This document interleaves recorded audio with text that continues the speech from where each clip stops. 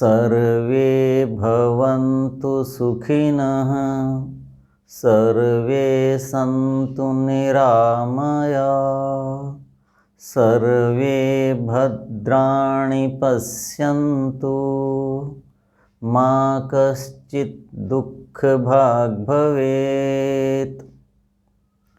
सभ्य सामाजिक गण, हम ग्रीष्म ऋतुचर्या इस विषय पर विचार कर रहे हैं। आज ग्रीष्म ऋतुचर्या का 7वां पाठ आरंभ करेंगे। इस पाठ में, इस भाग में हम हमारा प्रातराश कैसा हो, भोजन कैसा हो, मध्याह्न भोजन, रात्रि भोजन, इन विषयों पर विचार करेंगे। गत व्याख्यान में हमने स्नान आदि तक की चर्या पूरी की थी।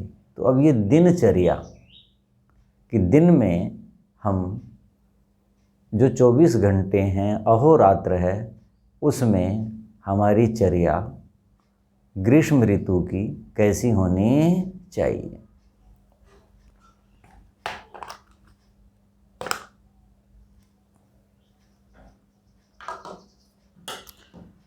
अब हम आगे बढ़ते हैं।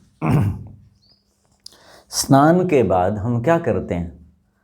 अपने शरीर को सुवासित करते हैं, जिससे कि हमारा जो शरीर है, त्वचा है, नेत्र है, नासिका है, कर्ण है, जो विभिन्न अंग हैं शरीर के, उनको हम सुवासित भी करते हैं। सुवासित का मतलब उत्तम वास मानी गंध। सुवासित शब्द में बहुत चीज़ें आ जाती हैं। जैसे आप देखते होंगे आजकल लोग क्या करते हैं, क्रीम पाउडर लगाते हैं। ऐसे ही प्राचीन काल से भारतीय जीवन शैली में क्या करते थे, नासिका का तर्पण, यानी नासिका में तेल लगाना, मुख पर तेल लगाना, सिर पर तेल लगाना, चंदन, अगर तगर, कपूर, इनका लेप करना। उसमें आप देखते होंगे कितने प्रकार के तिलक हैं। वो जो तिलक लगाए जाते हैं अलग अलग ऋतुओं के अलग अलग हैं। तिलक क्या है? त्वचा को, शरीर के जो उत्तमांग हैं, ग्रीवा है, इन सब को हम प्रकृति के जो प्रकोप हैं, धूप है, तीक्ष्ण हवाएं हैं, धूल मिट्टी है, उनसे उसकी रक्षा करते हैं। और त्वचा को बाह्य स्पर्श से पुष्ट करते हैं, उसको लाभ पहुंचाते हैं। जैसे ग्रीष्म ऋतु आ गई तो इस ऋतु में हम क्या करेंगे, हम चंदन लगाते हैं। गर्मी में चंदन लगाना चाहिए। चंदन क्या है? शीतल है। तो चंदन का तिलक हो, तो तिलक में आकार है, कोई गोल लगाता है, कोई लंबा लगाता है, कोई त्रिपुंड्र लगाते हैं, कोई कान पे लगाते हैं। ये क्या है? ये सुवास है, यानी ये सुगंध है, त्वचा की रक्षा है, और त्वचा के माध्यम से शरीर में जो ग्रीष्म ऋतु के विकार हैं उनको शमन करने का एक साधन। अब अलग अलग प्रकार क्यों हैं? क्योंकि वो लगाया हुआ अच्छा लगे। जैसे कपड़ा है, ये शरीर की रक्षा के लिए हम पहनते हैं, लेकिन अलग अलग तरीके कि हम अच्छे लगें। तो ऐसे ही जो तिलक आदि हैं, सर्दी में हम केसर का लगाते हैं, जायफल का लगाते हैं, अगर का लगाते हैं। इस ऋतु में हम किसका लगाएं? चंदन का लगाएं। और चंदन जो है वो शीतल है लेकिन रूक्ष होता है। क्या होता है? रूक्ष होता है। तो जिनकी त्वचा तैलीय नहीं है, रूक्ष है, या जो रूक्ष इलाकों में रहते हैं, या जो वात वृत्ति के हैं, वातवृत्ति का मतलब वायु, वायु का मतलब खुश्की, ऐसे लोग हैं। तो वो चंदन में उसीर लगाएं, मिला लें, खसखस जिन्हें कहते हैं। तो केवल उसीर का भी लेप कर सकते हैं रात्रि को सोते समय। दिन में कहीं जाना नहीं होता तो अपने वक्षस्थल पर, ग्रीवा पर, इन सब पे या चंदन में वो मिला करके लगा लें। तो उसीर जो है, खसखस जो है, उसके जो बीज होते हैं बहुत पतले पतले, जिसका शरबत बनाने के लिए पहले मैंने बताया था, वो मिला करके वो लगा लें। या उसीर का जो भाग है उसको घोटाई करके और छान लें, उसका जो दूध वाला सा भाग है, रस है, उससे चंदन को घिसें उस पानी में, सादे पानी की बजाय। तो उसीर की शीतलता आ जाएगी उसमें, उसकी चंदन की रुक्षता समाप्त हो जाएगी और दोनों शीतल हैं। तो हम इस रूप में स्नान के बाद इनका उपयोग कर सकते हैं। अब स्नान कर लिया तो नासिका शुद्ध करते हैं। तो नासिका में अब देखते हैं, कोरोना चल रहा है जी, उसकी नासिका से ही बहुत इससे शरीर में विकार पैदा होते हैं, जीवाणुओं का प्रवेश होता है कहते हैं। तो हमारे पूर्वजों ने देखो पहले कितनी व्यवस्था बनाई कि स्नान के बाद आप जो है, सर्दी है तो तिल का तेल लगा लें, गर्मी है तो सरसों का लगा लें। जिनकी प्रकृति कैसी है, पित्त प्रकृति है, उष्ण इलाके में रहते हैं, नक्शीर आती है, गर्मी बहुत होती है, तो वो उसमें बादाम रोगन लगा लें, बादाम का तेल। तो उसका तरीका मैंने बताया हुआ है। नासिका को पहले गीला करें अंदर से, बहुत संवेदनशील होती है। उसके अंदर तेल लगाने के लिए हथेली पर तेल रखें, जो ऋतु के अनुसार है। तो ग्रीष्म ऋतु में बादाम रोगन लगा लें, या आजकल कटुक रस है, इसमें गर्म होता है तेल, लेकिन तिल की अपेक्षा सरसों का कम गर्म होता है, तो वो तेल लगा लें। और जीवाणु जो होते हैं, कटुक है इसलिए उनकी हानि भी उससे ज़्यादा होगी। तिल मीठा है इसलिए वो इस ऋतु में या इस जीवाणु के लिए वो न लगाएं। या बादाम रोगन, सब में बादाम रोगन, बादाम का तेल सबसे उत्तम है नासिका के लिए, ऐसा मेरे अध्ययन में आया है। लेकिन जो बादाम का तेल बहुत महंगा होता है, खरीदने में जो है कठिनाई है, तो अपना सरसों का लगा लें, नहीं तो घी लगा लें। घी तो घर में लगभग होता ही है, देसी घी लें और लगा लें। घी शीतल होता है, शीतलता भी देगा। तो उससे क्या होगा कि दिन भर जो पश्चिमी हवाएं चलती हैं ग्रीष्म ऋतु में, उनसे जो हानि होनी थी नासिका को या फेफड़ों को, शरीर के अंदर जो प्रवेश करता है तरह तरह का विजातीय द्रव कहते हैं, उससे बचाव रहता है। तो ये आयुर्वेद में जो है ये नस्यिका है कि नासिका को ऐसे बचाना है। अब उसके बाद जैसे सिर पे लगाते हैं, मुख पे लगाते हैं, तो गाय का घी लगा लें, गाय का नहीं है तो भैंस का लगा लें, नहीं तो सरसों का तेल लगा लें, या बादाम रोगन है तो वो लगा लें। तो इस प्रकार से आपके शरीर की, त्वचा की रक्षा होगी। ये ऐसे ही है जैसे जूतों को रोज़ पॉलिश करते हैं तो देखो कितने सुरक्षित रहते हैं, ऐसे त्वचा की ये एक तरह से हल्की सी मालिश है, उसकी रक्षा होती है और उसके बाद शाम को आप धो लेते हैं। एक कार्य और करना होता है, जो छोटे बच्चे हैं हमारे घर में ऐसा हुआ है हमारे साथ, हमें याद है हमारी दादी जी ये सब करती थी। नवनीत जो मक्खन है, मक्खन बच्चा जो छोटा है जिसका तालू अभी पूरा पका नहीं है, ऐसे ऐसे करता है श्वास के साथ, उसके ऊपर मक्खन रखें। तो मक्खन बहुत घी शीतल होता है और मक्खन और भी शीतल होता है और बहुत अतिरिक्त उसके लाभ भी हैं। तो जब वो हम करेंगे तो जीवन भर, ऐसा शास्त्र की बात नहीं कह रहा मैं, अनुभव की बात कह रहा हूँ, कि हमारी दादी हमें कहा करती थी, भाई तुम्हारे जो तालू है इसके ऊपर जो है मक्खन रखती थी मैं, अब तुम्हें कभी ज़िंदगी में सिर दर्द नहीं होगा, ऐसा उनका कथन था। और अब हम विचार करते हैं, छोटे भाई से भी चर्चा होती है, मैं भी, कि भाई देखो ऐसा हो कि हाँ भाई साहब ऐसे कहती थी दादी जी। कभी हम लोगों को सिर दर्द नहीं होता। इसका मतलब क्या हुआ कि जो हमारा उत्तमांग है उसके लिए इसको आयुर्वेद में घृत पिचुकम ऐसा विधान है। घी का पिचुक, पिचुक का मतलब क्या कि रुई का फोहा, उसके अंदर घी भर दिया जाता है, तो वैसे घी रखेंगे तो क्या होगा, वो बह जाएगा, तो वहाँ उसका विधान है। तो मक्खन इसमें और अधिक उत्तम है। तो छोटे बच्चों के बाल खूब होते हैं, उनके अंदर फंसा करके रख दिया जाए। धूप में तो वो बच्चे जाते ही नहीं हैं, घर में ही खेलते हैं, और वो बचा रहेगा। तो इतना लगाएं कि वो बहुत ज़्यादा बहके न जाए। जो बड़े लोग हैं वो भी प्रयास करें, यदि घी लगाएं तो और ज़्यादा ग्रीष्म ऋतु में अच्छा होगा। घी शीतल भी होता है, घी के तो बहुत गुण हैं।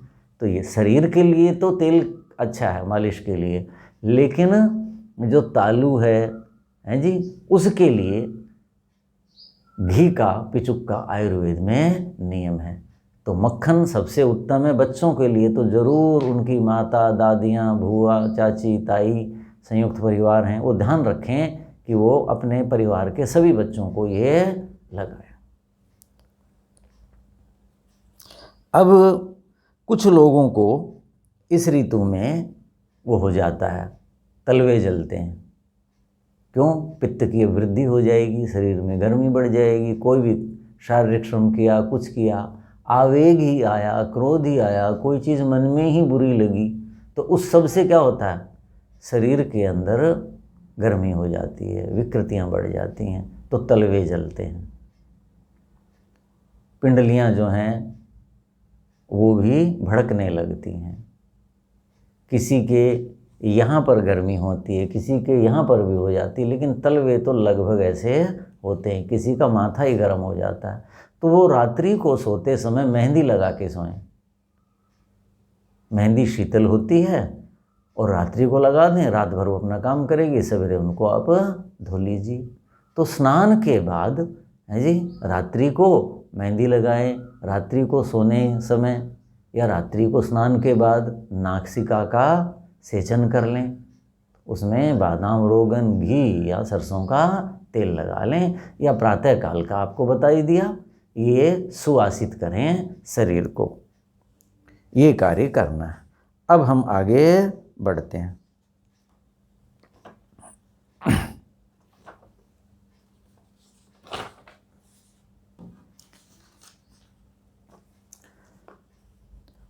बच्चों को प्रातःरास, अब हमने स्नान कर लिया, स्नान के बाद पूजा पद्धति आप अपने श्रद्धा के अनुसार करते ही हैं, फिर प्रातःरास करें। प्रातःरास प्रातः आश, प्रातः काल का अशन भोजन, उसमें मक्खन का उपयोग यथासंभव करें। तो मक्खन जब सब मैं कहता हूँ तो वो कई क्या होता है, नवनीत, जो दही को मथ करके निकाला जाता है, जो बाज़ार में मिलता है, पैकेट में मिलता है, वो क्या होता है, प्रिजर्वेटिव होता है, कि बहुत समय का निकला हुआ खराब नहीं होता।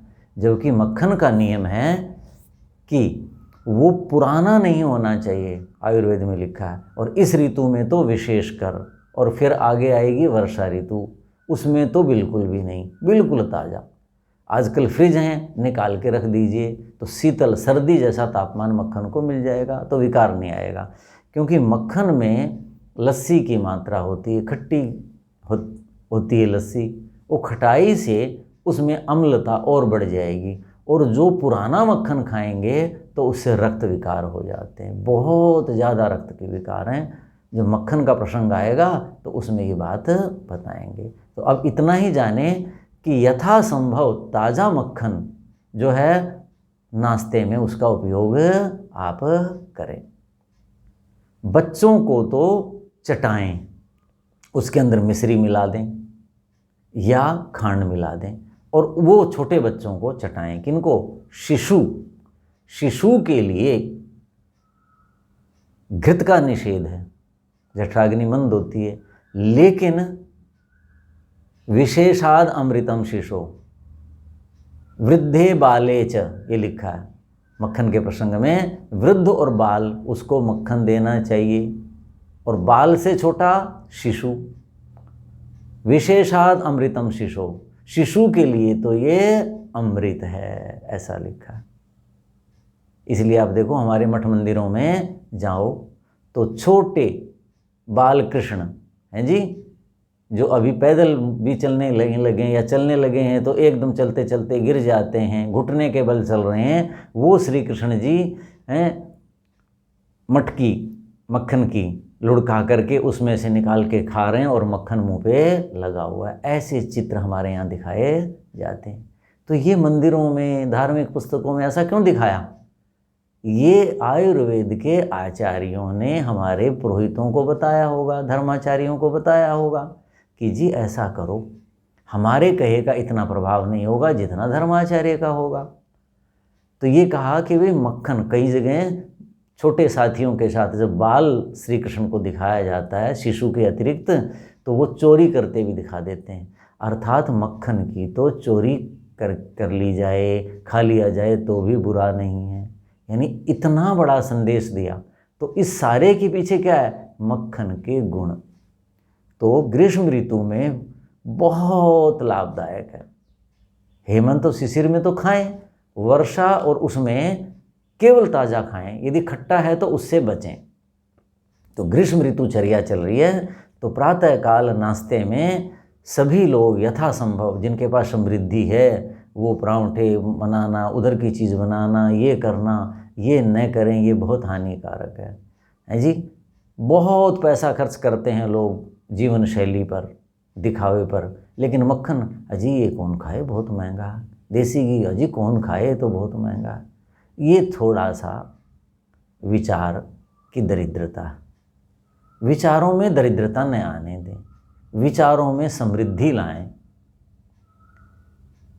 शरीर के लिए क्या उपयोगी है उस पे ध्यान दें। शरीर से ही जीवन यात्रा आगे बढ़ती। तो अब हम जो प्रातःराश है उसमें अब मक्खन को कैसे खाएंगे? तो 1 अप्रैल से मैंने जौ चने आरंभ कर दिए थे। जौ और चने मिला लें और उसमें हल्का सा नमक डाल करके और उसकी रोटी बनाएं। अब जौ चने कितने खाने हैं ये आप अपने क्षेत्र के अनुसार, जो बहुत गर्मी का क्षेत्र है वो जौ ज़्यादा डाल लें। जैसे हम करनाल में रहते हैं, यहाँ थोड़ा सा सम है दक्षिण पश्चिमी हरियाणा की अपेक्षा, तो यहाँ जो है उसमें थोड़ा गेहूँ मिला लें। जो और उत्तर की तरफ चलेंगे तो जौ की मात्रा कम कर दें। तो जौ और चना, जिनको ये अच्छा नहीं लगता थोड़ा गेहूँ मिला लें, अपने अनुसार उसको कर लें और उसमें नमक डाल करके रोटी बनाएं। उस रोटी को आप केवल मक्खन से खाओ, केवल मक्खन से खाइए, फिर देखिए कैसा होगा। जिनको आरंभ में कुछ तंगी है, नहीं लगता है, तो वो मक्खन में खांड डाल लें। खांड भी शीतल होती है, तृप्ति आएगी, शरीर को पुष्टि होगी और आपके शरीर की वो जो कफ बनेगा, धातुएं पुष्ट होंगी, उससे रक्षा होगी। तो प्रातः रास में आप ऐसे कर लें। मक्खन कम से कम यदि 2 फुलके खाते हैं तो 1 मक्खन से खा लें और 1 लस्सी से खा लें। तो मैं तो क्या करता हूँ, साबुत धनिए में 2-3 पुदीने के पत्ते डाले और उसकी चटनी बना ली हल्की सी, ताकि उसमें कटुक और क्या कहते हैं आपका अम्ल रस, आपका लवण, ये हो जाए। क्योंकि भोजन में सभी रस होने चाहिए, लेकिन वो ऋतु के अनुसार होने चाहिए। वो करके आप पतली लस्सी बनाएं। लस्सी गाढ़ी नहीं पीनी। लोग क्या सोचते हैं कि जितनी गाढ़ी पिएंगे। लस्सी क्या होती है? गर्म होती, उष्ण वीर्य होती है, तो वो गर्म होती है, तलवे जलेंगे, पचने में जो है थोड़ा सा भारी लगेगी। लेकिन लस्सी सुपाच्य होती है, लघु होती है। लेकिन गाढ़ी पिएंगे तो आपको गर्मी ज़्यादा लगेगी, प्यास बहुत लगेगी, हल्का सा दाह भी पैदा कर देती, क्योंकि उष्ण वीर्य है। इसलिए तो खूब पतली बनाएं और जौ चने की रोटी फिर उसके साथ आप खा लें, चटनी के साथ या मक्खन के साथ खाएं। मक्खन उत्तम है, नहीं तो ये खाएं।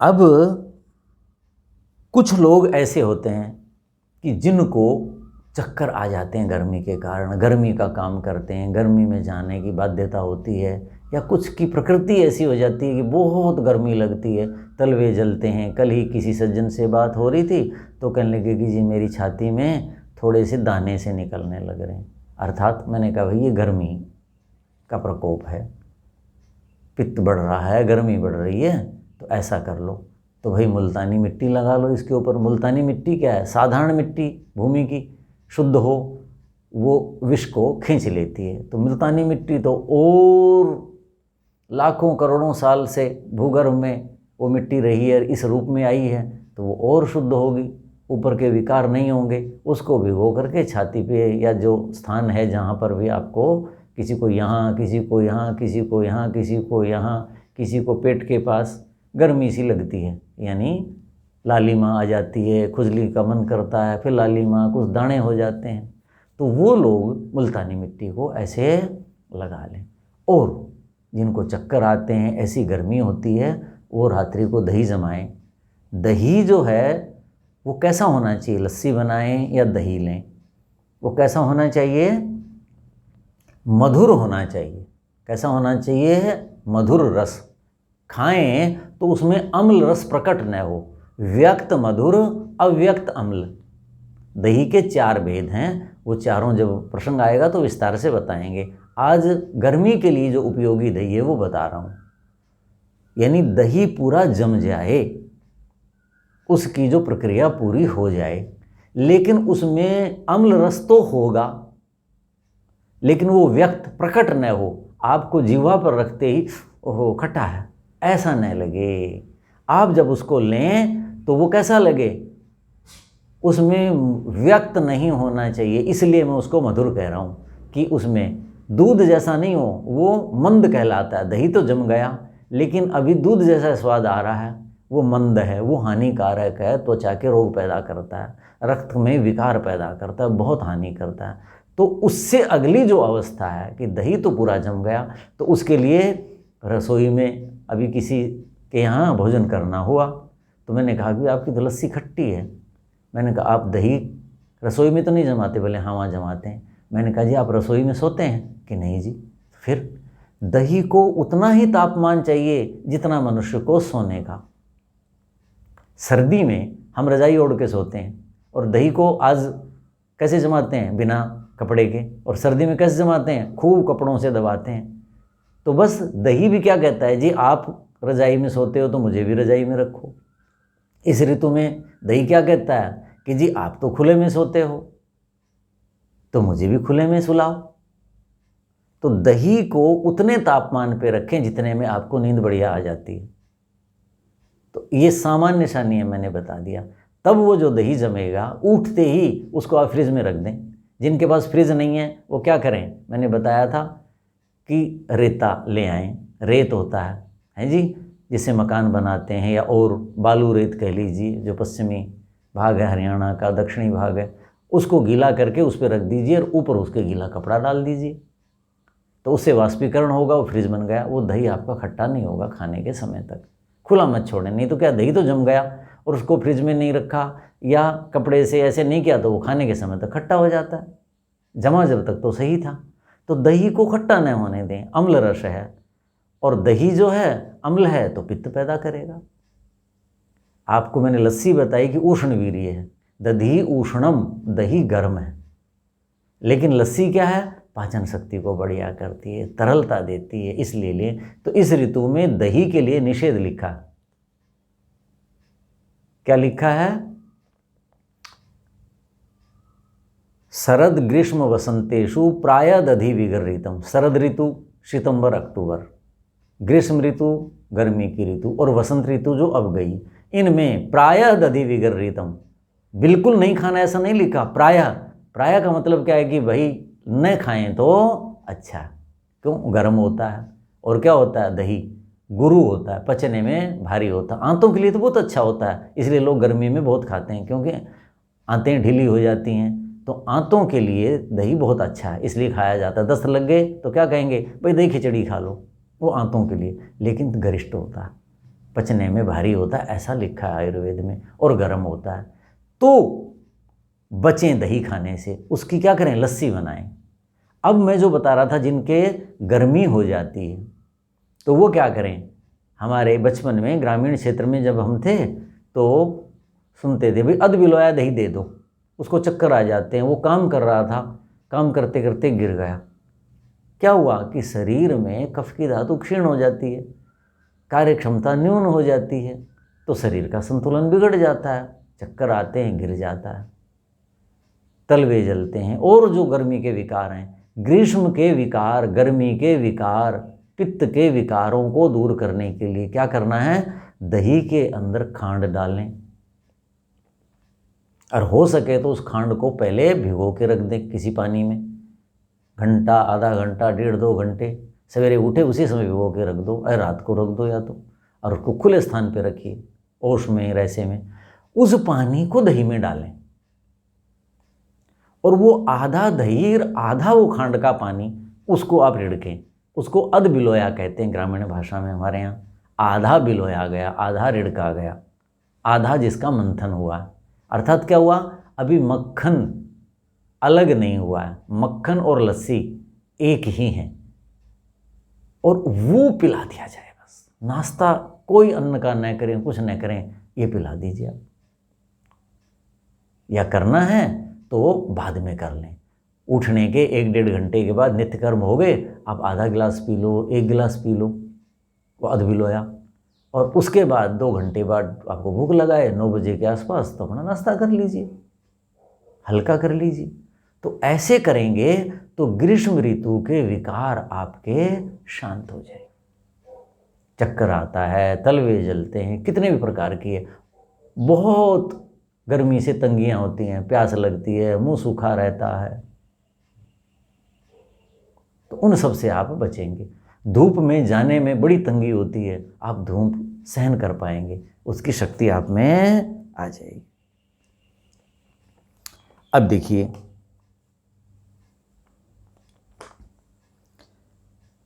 प्रातः काल का जो नाश्ता है उसमें वो बताया, एक आप ये भी कर सकते हैं, जौ का दलिया बनवा लें इस ऋतु में, और जौ का दलिया बना करके उसमें हल्की सी, जब वो ठंडा सा हो जाए, गर्म न करें, जब ठंडा हो जाए, खांड मिला के, घी मिला के खा लें, और मक्खन मिला के खा लें तो बहुत ही बढ़िया।